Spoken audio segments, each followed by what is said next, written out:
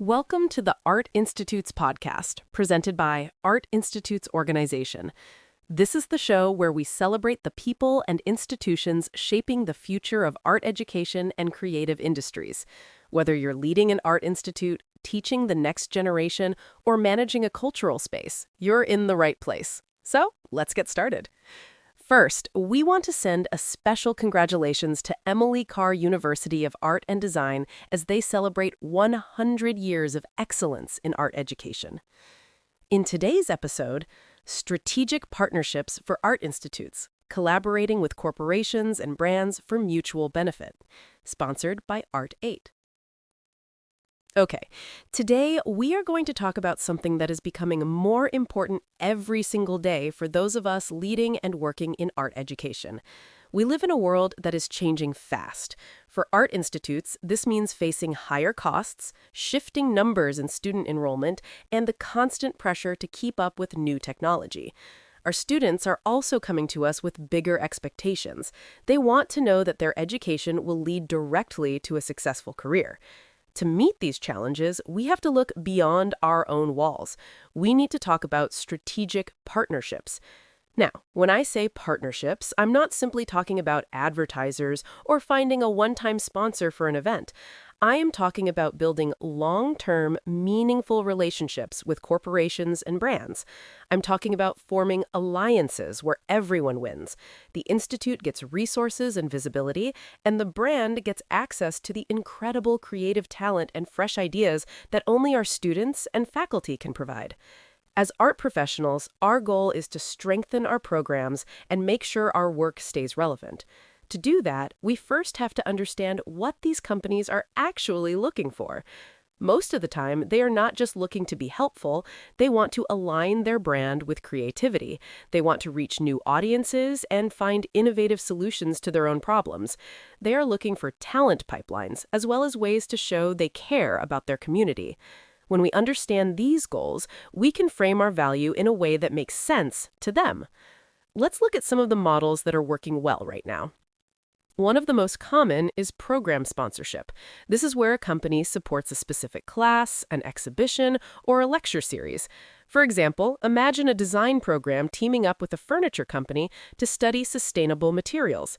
The company gets to see new designs, and the students get to show their work to industry leaders. Another powerful model is what we call industry-integrated curriculum. This is where a company works with teachers to bring real-world projects into the classroom. Instead of a theoretical assignment, students work on a real brief from a real brand. This gives students practical experience that looks great on a resume, and it gives the brand a look at emerging trends before anyone else. We also see great success with talent pipelines. These are formal paths from the classroom to the workplace through internships and apprenticeships. For a company, this is a smart way to find their next great employees. For us, it is a way to ensure our students have a bridge to the professional world. Then there are technology and resource partnerships. Many software and equipment companies want students to learn on their platforms. By providing licenses or tools to an institute, they ensure the next generation of creators is comfortable using their products. At the same time, our students get access to the best tools available without the high costs. Finally, we are seeing more research labs. These are joint projects focused on the future. These labs position the Art Institute as a leader in innovation, not just a place for traditional learning. And in many cases, this often involves how to creatively combine the two. So, how do you find the right partner? First, you need to prioritize. You shouldn't try to work with everyone just because you can. It's better to have a short list of high-quality partners who share your values. Start by looking at the industries where your graduates already find jobs. Ask yourself which brands fit with your artistic and ethical standards. Think about the problems your students and faculty are uniquely qualified to solve.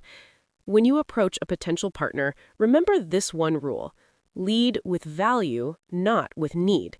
Do not start the conversation by asking for money. Instead, start by talking about a challenge they are facing and how your institute can help solve it. Use the language of business. Talk about innovation, brand value, and community impact. This does not mean you are losing your artistic integrity. It just means you are speaking a language that helps the business world understand why art education matters. I know that some educators worry about corporate influence.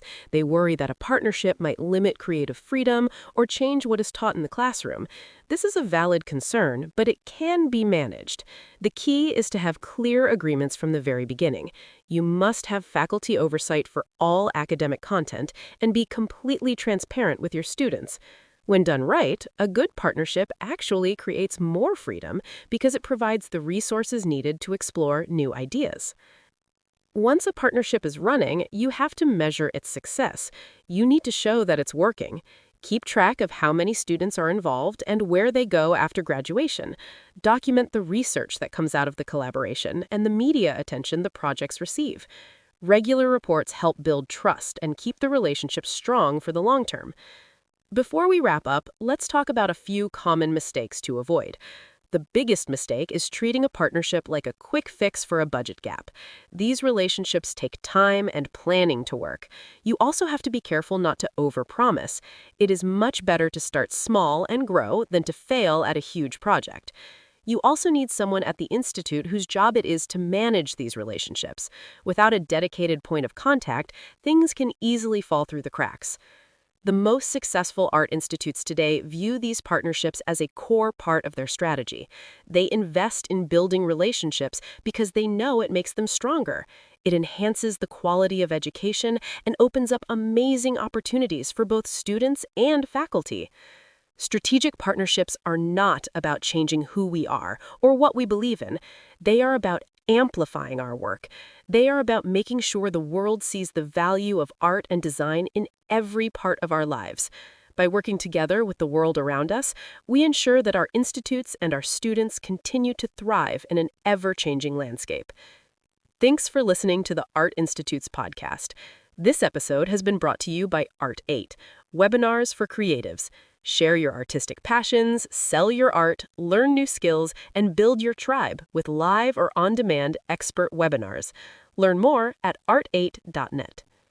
Here's how to stay connected to Art Institutes. First, subscribe to the Art Institute's podcast so you never miss an episode. Next, sign up for our popular newsletter at news.artinstitutes.org. Together, we're not just supporting the art world, we're redefining it. Remember, art doesn't just happen. Its foundation is built by institutions and individuals like you. So keep creating, keep leading, and we'll see you next time on the Art Institute's podcast.